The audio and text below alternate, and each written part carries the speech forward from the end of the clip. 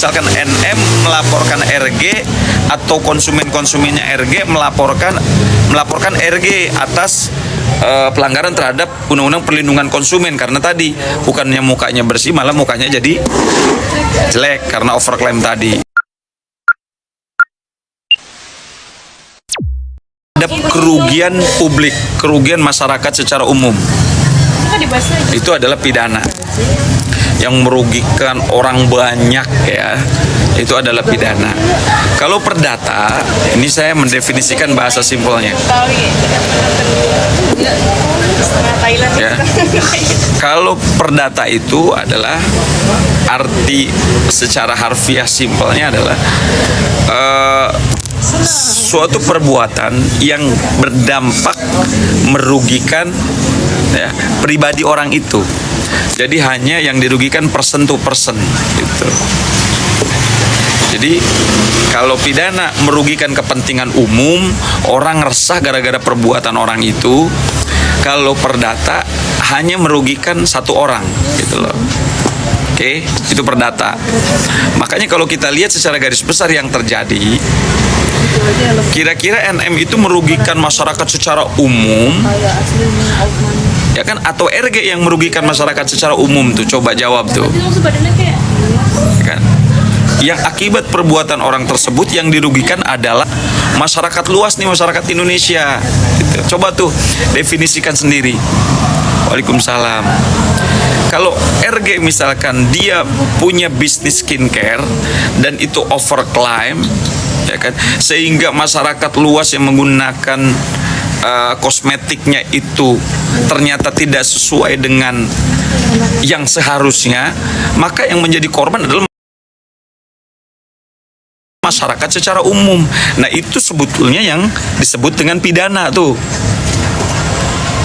Ya, perbuatan pidana tuh seharusnya tuh. Tapi kalau berbisnis, oke, yang dirugikannya berdampak kerugiannya terhadap cuma satu orang, maka itu perdata. Itu. Nah, jadi sekarang ini kalau kasusnya Nikita Mirzani, ya kan, kalau kita lihat yang dirugikan hanya RG, gitu loh. Kenapa? Mungkin tidak sesuai dengan apa yang diminta oleh RG. Misalkan minta untuk menjadi brand ambassador atau untuk mengiklankan, gitu loh. Jadi yang dirugikannya hanya satu orang. Kalau yang dirugikan hanya satu orang, toh, maka itu adalah perdata bukan pidana. Kalau yang dirugikan adalah orang banyak, maka yang disebut dengan pidana. Gitu. Itu definisi simpel perdata dan pidana. Nah, kalau pidana, maka ya aturan mainnya orang tersebut melaporkan kepada kepolisian. Kalau pidana, orang tersebut atau misalkan NM melaporkan RG atau konsumennya RG melaporkan RG atas pelanggaran terhadap Undang-Undang Perlindungan Konsumen, karena tadi bukannya mukanya bersih malah mukanya jadi jelek karena overclaim tadi. Nah, itu konsumen itu melaporkan RG itu di polisi. Oke. Tapi kalau perdata, konsumen tersebut melakukan gugatan, ya, karena misalkan dia dirugikan nih sebagai konsumen nih, mukanya bukannya bersih tapi jadi misalkan mohon maaf nih jadi flek-flek hitam atau kotor. Nah, itu bisa melakukan gugatan di pengadilan. Nah, itu. Jadi kalau pidana itu langsung melaporkan ke kepolisian, kalau perdata itu langsung mengajukan gugatan ke perdataan di pengadilan. Di pengadilan di mana terjadinya perbuatan tersebut. Enggak. Ya, kira-kira paham ya? Oke, kenapa belum ada tindakan BPOM padahal berita skincare udah viral? Betul, nah itu setuju banget. Jadi memang harusnya produk yang dikeluarkan oleh RG itu harus dikontrol oleh BPOM. Karena dia yang mengawasi sebelum dirilis tuh produknya gitu. Tetapi dalam konteks ini banyak memang perbuatan-perbuatan yang tidak keluar dari yang seharusnya, ya, ilegal keluarnya seolah-olah, gitu kan. Sang Dewi. Nah, jadi kalau mau ditahan berarti harus dilaporkan proses pidana. Ya, harus dilaporkan proses pidana. Nah, sekarang ini RG lagi diproses oleh konsumen-konsumen itu dan juga lagi diproses oleh Nikita Mirzani, dilaporkan berkaitan dengan pidananya gitu. Atas tuh, atas. Masyarakat yang dirugikan udah ada yang melapor, sudah kemarin kan dipanggil tuh atas laporan masyarakat gitu. Ya udah paham ya proses perdata dan pidana tuh. Mama Melu Silver.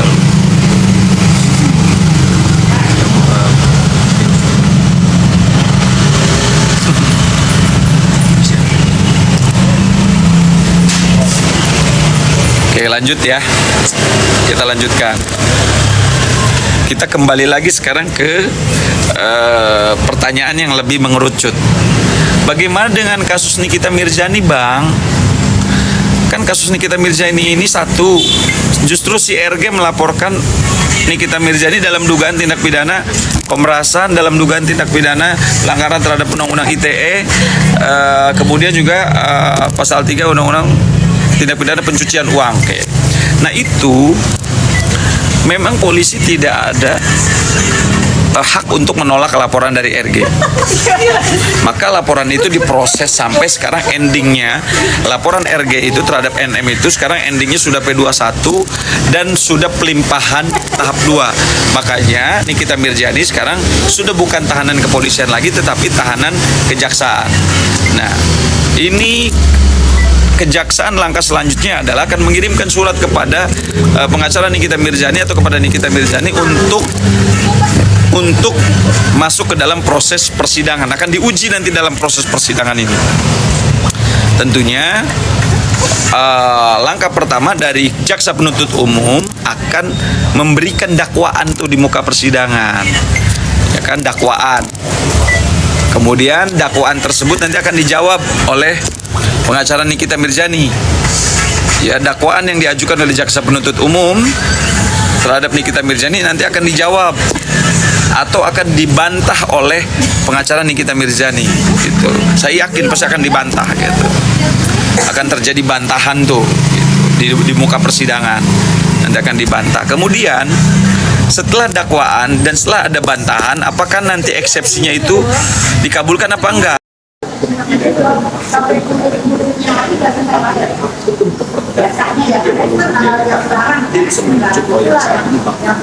Dia merasa ada dia ternodai tersulit oleh terbuka yang sebagai warga negara yang baik yang punya hak untuk equal sebagai warga negara hari ini bukan kontestasi ini dibahas membahas